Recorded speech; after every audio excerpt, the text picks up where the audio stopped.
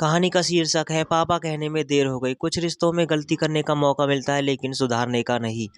यह कहानी हर बेटे को रुला सकती है। कहानी की शुरुआत। अर्जुन एक मिडिल क्लास परिवार से था। उसके पिता राव रमेश बाबू सरकारी दफ्तर में क्लर्क थे। रमेश बाबू सख्त थे, बहुत ज्यादा सख्त। न हंसना, न गले लगना, न शाबाश बेटा कहना। उनका मानना था ज्यादा प्यार बच्चों को बिगाड़ देता है। और अर्जुन वह हमेशा चुप रहता, दिल में सवाल लेकिन जुबान पर खामोशी। टकराव। अर्जुन को पढ़ाई से ज्यादा डिजाइनिंग और ड्राफ्टिंग पसंद थी। एक दिन उसने हिम्मत करके कहा, पापा मुझे आर्ट में करियर बनाना है। रमेश बाबू गुस्से से बोले, ये सब फालतू शौक है, नौकरी चाहिए या भूखा मरना है। उस दिन अर्जुन के अंदर कुछ टूट गया। उसने तय कर लिया, अब पापा को कुछ भी साबित नहीं करना। दूरी समय बीतता गया। अर्जुन शहर चला गया, काम करने लगा। पिता पुत्र के बीच बातें कम और चुप्पी ज्यादा हो गई। रमेश बाबू रोज बेटे की खबर अखबार में ढूंढते लेकिन कॉल करने का अहंकार आड़े आ जाता। पछतावे की शुरुआत। एक दिन दफ्तर में किसी ने रमेश बाबू को एक मैगजीन दिखाई।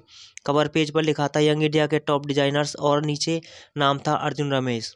रमेश बाबू की आंखें भर आई। पहली बार उन्हें लगा शायद बेटा गलत नहीं था, लेकिन देर हो चुकी थी। उसी रात रमेश बाबू को दिल में तेज दर्द हुआ। अस्पताल में भर्ती हुए। डॉक्टर ने कहा, बेटे को बुला लीजिए। फोन किया गया लेकिन अर्जुन फ्लाइट में था, फोन बंद।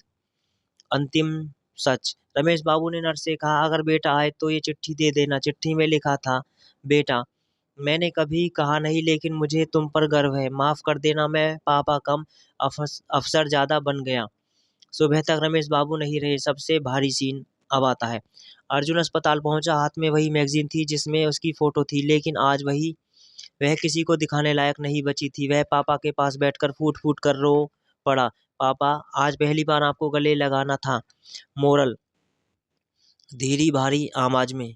कुछ पिता प्यार जताना नहीं चाहते लेकिन महसूस जरूर करते हैं, और कुछ बेटे समझने में थोड़ी देर कर देते हैं। याद रखिए, अहंकार से बड़ा कोई रिश्ता नहीं, और समय से पहले कहा गया पापा कभी बेकार नहीं जाता। अगर आपके पापा आज जिंदा है तो ये वीडियो रोक दीजिए और जाकर उन्हें गले लगा लीजिए। वीडियो दिल को छू गया तो लाइक करें, और ऐसी सच्ची रिश्तों की वाली कहानियां देखने के लिए चैनल को सब्सक्राइब करें, क्योंकि कुछ पछतावे कहानी बनकर ही रह जाते हैं। आपको ये कहानी कैसी लगी कमेंट में ज़रूर बताएं।